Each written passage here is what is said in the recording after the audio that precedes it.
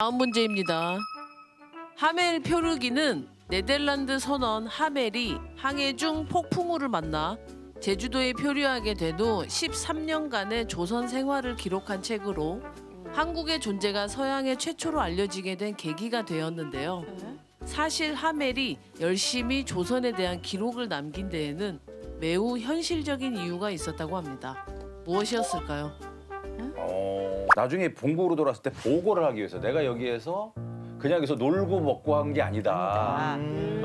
나는 이렇게 잡혀 있었던 거다. 그리고 나중에 선원이었으니까 무슨 회사 소속이라든지 뭐 이럴 거 아니야? 얘기를 해야지. 네, 얘기를 해야지. 보고를 해야 되기 때문에. 정답입니다. 보고서? 그렇지. 회사에 임금을 청구하기 위해 보고서를 쓴 것이었다. 정답입니다. 내가 일을 했다. 그걸 청구하기 그래. 위해서. 야. 하멜은 훗날에 다시 본국에 돌아갔을 때 조선에서 허송세월 않고 회사를 위해 일했으니 밀린 임금을 달라고 청구하기 위해 하멜 표류기를 작성했는데요.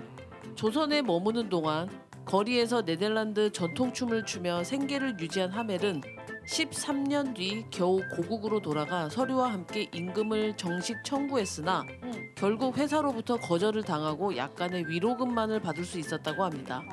하지만 이후 미지의 세계 조선의 실상을 생생하게 서술한 하멜 표류기는 17세기 유럽 전역의 베스트셀러가 됐다고 합니다. 다음 문제입니다.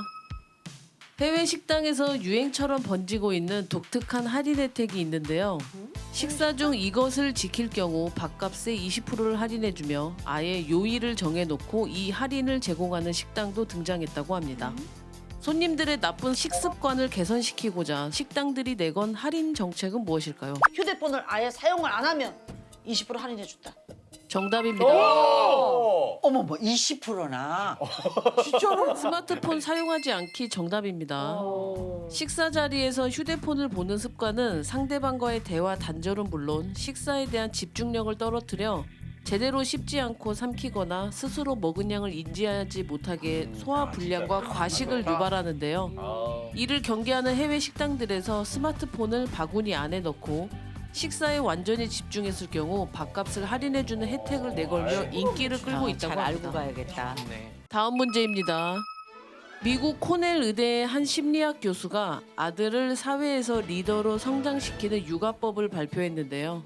이렇게 키워진 남자들은 의존적이고 자기 주관이 없을 것 같지만 의외로 사회 적응력과 인내심이 강하고 공격 성향이 덜해 성공할 가능성이 높다고 합니다. 대표적인 사례로 전 미국 대통령인 빌 클린턴과 버락 오바마가 꼽혔는데요. 어떤 육아법일까요? 할 수 있을 것 같아요. 마마보이?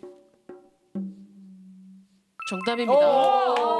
왜? 이거 진짜 이상하다. 야, 이거는 처음 듣는 학설인데? 그지? 마마보이로 키워라 정답입니다. 마마보이로 대부분의 어머니들은 아들이 자립할 수 있도록 해야 한다는 부담감에 시달리지만 궁극적으로 아들과 가까운 관계를 유지하는 것이 아들을 올바른 성인으로 성장시킬 수 있는 가장 좋은 방법이라고 합니다. 다음 문제입니다. 경북 영주에 사는 한 80대 할머니가 폐지를 팔아 모은 돈으로 어려운 이웃들을 위해 기부한 소식이 전해졌는데요. 이날 할머니가 손수레에 끌고 온 종이 상자 안에는 약 50만 원에 달하는 100원짜리 동전 4,830개가 들어있었고 동전들의 상태가 일반 동전들과는 사뭇 달랐다고 합니다. 할머니의 동전이 모두를 감동시킨 이유는 무엇일까요? 할머니가 폐지를 모아서 번 돈이잖아. 근데 혹시나 이거를 누구한테 기부했을 때 이거를 혹시라도 지저분하게 생각할까 봐 하나하나 다 닦아서 동전을 깨끗하게 다 닦아가지고 말려가지고 가져오고 왔다. 해봐. 예. 빛나는 동전. 요거 다 씻어서 깔끔하게 씻어가지고 말려가지고 가지고 오신 거 아니에요? 정답입니다. 정답입니다. 정말 아유 세상에. 동전 하나하나가 반짝반짝하게 윤이 빛났다. 정답입니다. 폐지를 팔아 모은 돈이라 더럽다고 안 받을까봐 걱정이 된 할머니가 하나하나 깨끗하게 닦아온 것인데요. 폐지 줍는 일이 만만치 않음에도 모은 돈을 몽땅 기부해온 할머니는 하루 종일 손수레를 끌고 다니며 폐지를 모아 팔아도 10,000원이 채 되지 않지만 서로 도움을 주고받으며 살아야 되지 않겠냐며 따뜻한 마음을 전했다고 합니다. 진짜 빛나는 순간이네요. 빛나는 순간이야. 빛나는 순간이야.